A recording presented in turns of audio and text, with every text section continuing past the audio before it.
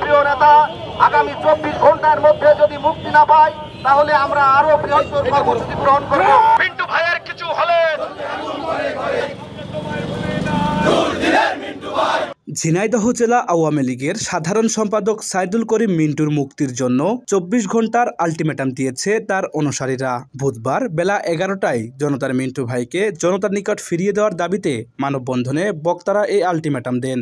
জেলা স্বেচ্ছাসেবক লীগ, ছাত্রলীগ, শ্রমিক লীগ, মৎস্যজীবী লীগ সহ বিভিন্ন অঙ্গ সংগঠনের পক্ষ থেকে এ মানববন্ধন অনুষ্ঠিত হয়। এ সময় বক্তারা দাবি করেন সংসদ সদস্য আনোয়ারুল আজিম আনার হত্যাকাণ্ডে সাইদুল করিম মিন্টুকে ফাঁসানো হচ্ছে।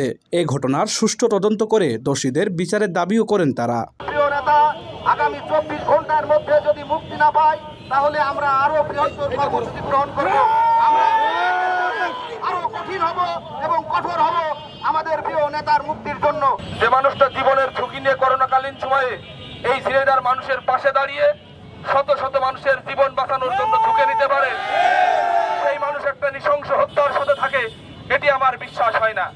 আমার নেতার কাছে আমি বারবার প্রশ্ন করেছি, আপনাকে ফাঁসিয়ে দেওয়ার চেষ্টা করা হচ্ছে। তিনি বলেছেন আল্লাহ উপরে একজন আছে। আমি জানি যে আমি কতটুকু দোষী। ইনশাল্লাহ তোমরা সবাইকে বলবা কেউ যেন ঝিনাইদহ শহরে কোনো বিশৃঙ্খলা না করে। আজকে আওয়ামী লীগের নেতৃবৃন্দ যখন তার নামে লেখে, গ্রুপিং এর স্বার্থে যখন তাকে ফাঁসিয়ে দেওয়ার চেষ্টা করে, তখন আমাদের মমতাময়ী জননী শেখ হাসিনার কাছে বিচার দেওয়া ছাড়া আমাদের আর কোনো উপায় থাকে না। সংগ্রামী নেতৃবৃন্দ, আপনারা জানেন কালীগঞ্জের সংসদ মারা গেছে। উনি আওয়ামী লীগের সভাপতি ছিলেন।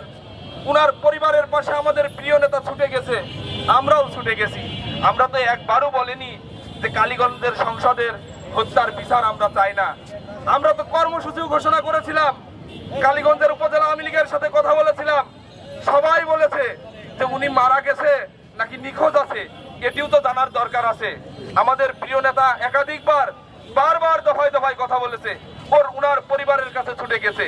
আজকে একটি স্বার্থন্বেষী মহল এই ঘটনাকে ভিন্ন খাতে প্রবাহিত করার জন্য আমাদের প্রিয় নেতাকে নাম যখন জড়িয়ে নিয়েছে, তখন আমরা দেখছি বিভিন্ন পত্রপত্রিকা, যে সমস্ত পত্রপত্রিকার কোনো আইডেন্টিটি নেই, তারা সামাজিক যোগাযোগ মাধ্যমে আমাদের প্রিয় নেতাকে হেয় প্রতিপন্ন করার জন্য চেষ্টা করছে।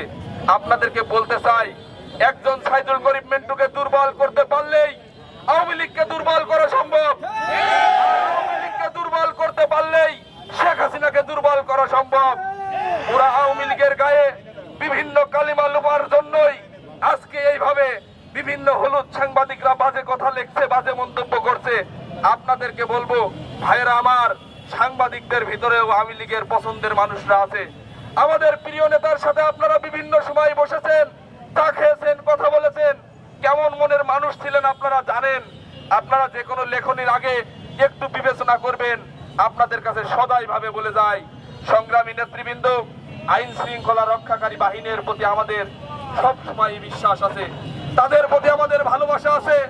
তাদেরকে উদাত্ত ভাবে বলতে চাই, বিভিন্ন ভিন্ন খাতে নেওয়ার জন্য একজন সাইদুল করিম মিন্টুকে যেন ফাঁসিয়ে না দেওয়া হয়। আমরা বলতে চাই, বিবি প্রধান তিনি অত্যন্ত সুন্দরভাবে প্রথম থেকে এই ঘটনার তদন্ত করে যাচ্ছেন এবং আমরা বিশ্বাস করি উনি এই তদন্ত সমাপ্ত করবেন এবং সেখানে আমাদের প্রিয় নেতা নির্দোষ হয়েই আমাদের মাঝে ফিরে আসবেন। সংগ্রামী নেতৃবৃন্দ, প্রিয় নেতার সাথে যাবার সময় একটি কথা হয়েছিল, উনি আপনাদের উদ্দেশ্যে আমাদের উদ্দেশ্যে একটি কথা বলেছেন, তুমি ঝিনেদায় গিয়ে আমার ঝিনেদাবাসীকে বলো আমি সাইদুল করিম মিন্টু এই ঘটনার সাথে জড়িত নয়। ছোটবেলায় পিতামাতাকে হারিয়েছি, পিতামাতার যে সুখ শান্তি আমি পাই নাই। আমি আর একজন পিতামাতার কোল খালি করার রাজনীতি আমি করি না। বারবার করে বলেছেন আমি ঝুঁকি নিয়েছি ঝিনেদার মানুষের জন্য, আমি সারা জীবন উৎসর্গ করেছি ঝিনেদার মানুষের জন্য, পরিবার পরিজনকে ছেড়ে বারবার ঝিনেদার মানুষের জন্য কাজ করেছি। সেই ঝিনেদার মানুষের প্রতি উনি উদাত্ত আহ্বান করে বলেছেন ঝিনেদার মানুষ যেন উনার পাশে থাকেন। উনি এই ঘটনার সাথে যুক্ত নয় এবং উনি শেষ মুহূর্ত পর্যন্ত বলেছেন আনার হত্যার যেন বিচার হয়, কিন্তু সেই বিচার যেন ভিন্ন খাতে প্রভাবিত না হয়। কালীগঞ্জে মিছিল করে আজকে আমাদের প্রিয় নেতাকে যেভাবে উস্কানিমূলক বক্তব্য দিয়ে তার সম্মানহানি করা হচ্ছে এবং এই ঘটনাকে ভিন্ন খাতে প্রভাবিত করার চেষ্টা করা হচ্ছে, সেটি আমরা লক্ষ্য করছি। আজকে ডিবি পুলিশ তদন্ত না করে আজকে কালীগঞ্জের কতিপয় ব্যক্তিবর্গ তারা চক্রান্ত করছে, তারাই মনে হচ্ছে এই মামলা তদন্ত করছে বলে আমরা লক্ষ্য করছি। কেননা এই মামলার সকল কিছু কিন্তু আজকে মেয়র আশরাফ এবং ওই উপজেলা চেয়ারম্যান যিনি হয়েছেন শিবলি আজকে সেই বক্তব্য দিয়ে চলেছে, মনে হচ্ছে এই মামলার মনে হয় তারাই তদন্ত করছে। আমরা মনে করি এটি চক্রান্তের একটি অংশ, এবং যেমন আজকে নবাবের পাশে মির্জাফর ছিল, যেমন আমাদের জাতির পিতা বঙ্গবন্ধু শেখ মুজিবুর রহমানের পাশে মোস্তাক ছিল, আমরা মনে করি আজকে আনার এমপির পাশে আজকে সামনে মোস্তাক এবং মির্জাফর এই আশরাফ এবং শিবলি হতে পারে। যে কারণে আজকে আশরাফ এবং শিবলিকেও আইনের আওতায় এনে তাদেরকে জিজ্ঞাসাবাদ করবার আজকে দাবি জানায় আজকের এই মানববন্ধনের পক্ষ থেকে।